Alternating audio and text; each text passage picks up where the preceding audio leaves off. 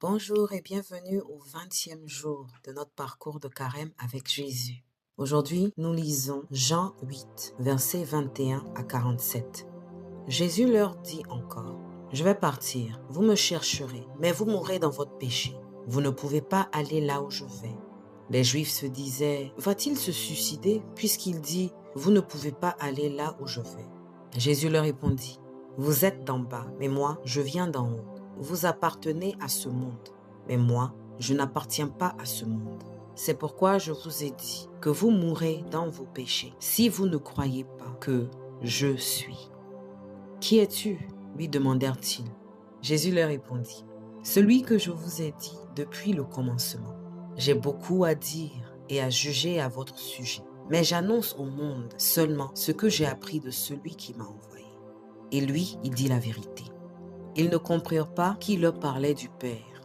Jésus leur dit alors, « Quand vous aurez élevé le Fils de l'homme, vous reconnaîtrez que je suis.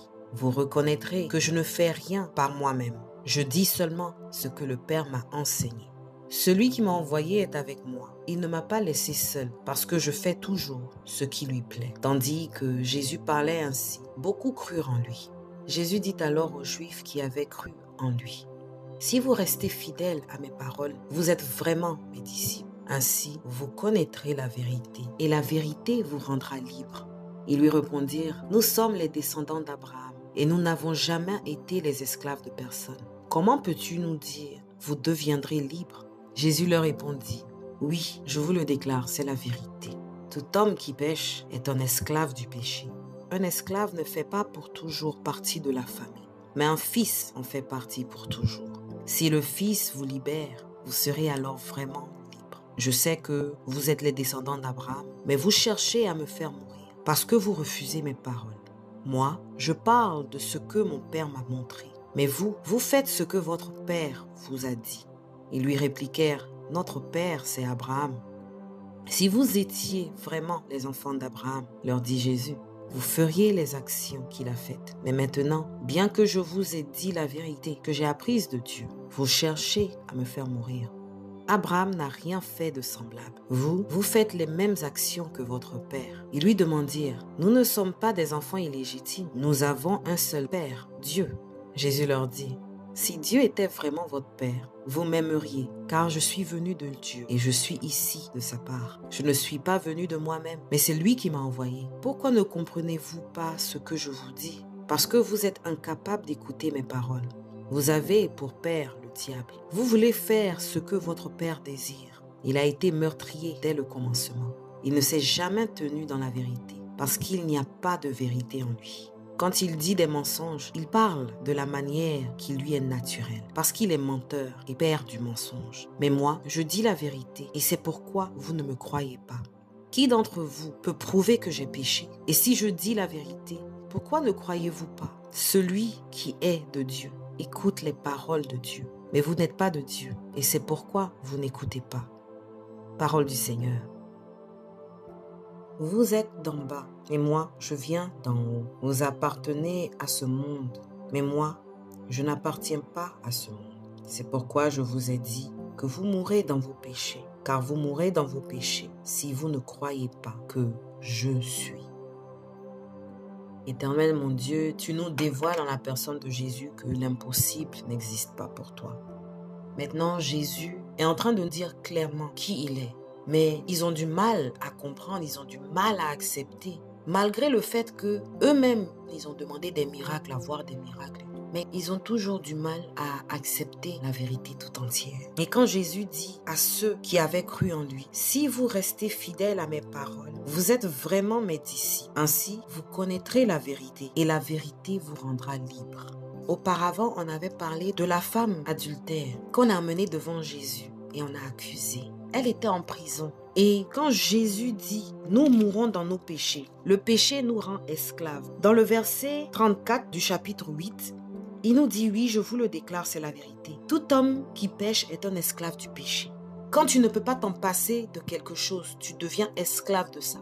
Tu ne peux plus faire le choix. Ton corps décide pour toi. Nos envies nous dominent. Alors que si nous sommes esprit, notre corps ne doit pas contrôler cet esprit. C'est l'esprit, au contraire, qui doit maîtriser ce corps. Et quand on parlait de la femme adultère, une chose que j'ai omis de dire, c'est que quand Jésus s'est abaissé et il a commencé à écrire avec le doigt sur le sol, ça repart au livre d'Exode où Moïse a reçu les 10 commandements. L'écriture avait été faite par le doigt de Dieu. Donc, le fait que Jésus s'abaisse pour écrire, ça confirme son identité qu'il partage avec le Père. Quand Dieu nous créait dans le livre de la Genèse, il nous a créés de la terre, de la boue. Et le fait que Jésus est descendu à notre niveau, là où on est dans la boue, pour nous relever, pour relever cette femme qu'on a emmenée devant lui. Et donc, quand Jésus nous dit, ces personnes qui ne croient pas en lui vont mourir dans le péché nous rend incapables d'exercer l'obéissance. Ça nous rend incapables de croire en la parole, en la vérité. Mais quand on va de l'autre bord, quand on croit et on reste fidèle aux paroles que Jésus a dit, nous sommes affranchis. Nous devenons ses disciples. Et là, on rentre dans la vérité. On marche pas à pas avec Jésus, qui est le chemin, la vérité et la vie. C'est pour ça que des fois, on peut être dans un environnement où l'atmosphère est lourde et tu ne te sens pas. Quand tu marches véritablement avec Dieu, il y a des choses que tu ne peux pas te permettre de faire. Les mots grossiers, il y a certains regards que tu ne peux pas porter sur quelqu'un. Nous sommes tous pécheurs, oui, on tombe. Mais en fait, on ne s'identifie pas au péché parce que nous avons l'esprit en nous et l'esprit nous éclaire. Et donc, le fait que nous marchons dans la vérité signifie qu'on peut identifier ce qui n'est pas bon, ce qui n'a pas sa place. Notre corps n'accepte plus certaines choses. Si Dieu était vraiment votre Père, vous m'aimeriez car je suis venu du Père et je suis ici de sa part. Celui qui est de Dieu écoute les paroles de Dieu, mais vous n'êtes pas de Dieu et c'est pourquoi vous n'écoutez pas. Si on écoute Dieu, il n'y a pas de quoi que le monde nous prenne pour les enfants de quelqu'un d'autre. Si moi je dis, mon Père est Dieu, mon Père qui est amour, mon Père qui est lumière, ça veut dire que moi aussi, je dois être amour. Si je sors de ma maison et je mens, je vole, je suis indiscrète et je montre un visage qui n'est pas semblable au Père, c'est que mon Père n'est pas Dieu et j'ai un autre papa.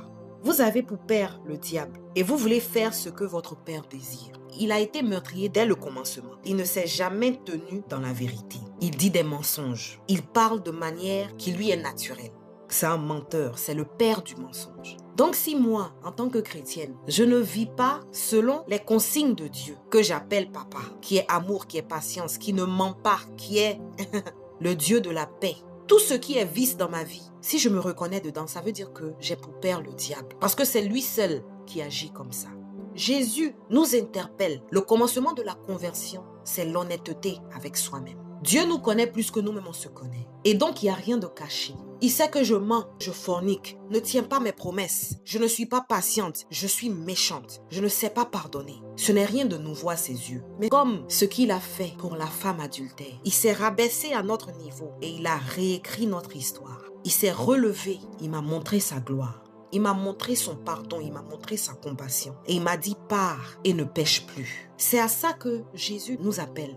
Si je marche et je veux marcher dans la vérité tout entière, il y a des choses que je ne peux pas me permettre de faire. Je dois devenir une créature nouvelle.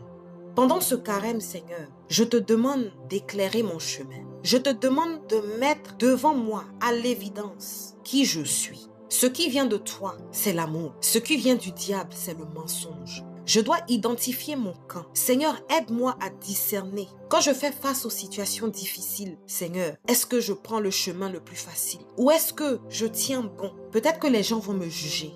Mais si je me reconnais en tant qu'enfant de Dieu, si je sais que mon Père n'est pas le Père du mensonge, alors je dois marcher dans la vérité tout entière. Donc Seigneur, aide-moi à marcher dans ta vérité. Je ne veux pas mourir dans le péché. Je ne veux pas être esclave de ce corps qui est seulement un outil. Seigneur, daigne me donner cette grâce de pouvoir atténuer les envies qui viennent de mon corps. Fasse que cet esprit que tu as mis en moi, Seigneur, surmonte tout désir charnel pour que je puisse m'abandonner totalement à toi. Au nom du Père et du Fils et du Saint-Esprit. Amen. Excellente journée à toi.